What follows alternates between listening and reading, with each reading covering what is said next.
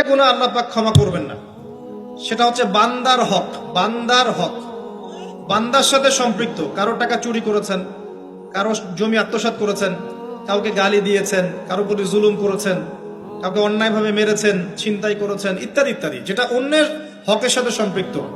ধর্ষণ করেছেন, মানুষের সম্মানহানি করেছেন, কাউকে নিষ্পাপ কাউকে বিতর্কিত করেছেন, ইত্যাদি। এই যে মানুষের সাথে জড়িত হক, এটা আল্লাহর কাছে মাফ নেওয়া যাবে না। কাবা ঘরের গেলাফ ধরে কানলেও কোনো লাভ নাই। ওই বান্দার কাছে গিয়ে ক্ষমা নিতে হবে। ভাই, আমি আপনাকে গালি দিয়েছি, মাফ করে দেন। ভাই, আমি তোমার টাকা চুরি করেছিলাম, এই নাও, ফেরত নাও। বোন, তোমার সম্পত্তি আমি দেই নাই, নিয়ে নাও।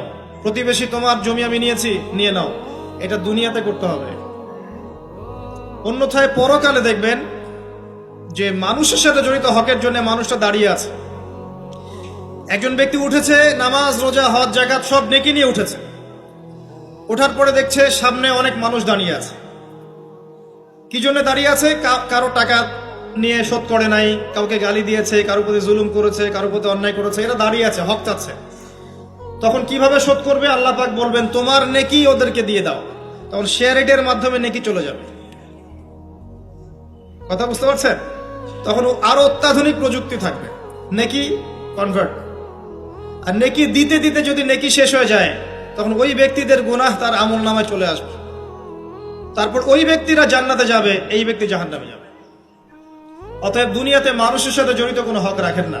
আল্লাহ পাক বলছেন, শিরকের গুনাহ ছাড়া আল্লাহ যে কোনো গুনাহ মাফ করতে পারেন। আর এই যে কুফরি এবং মানুষের সাথে জড়িত হক, আল্লাহ মাফ করবেন না।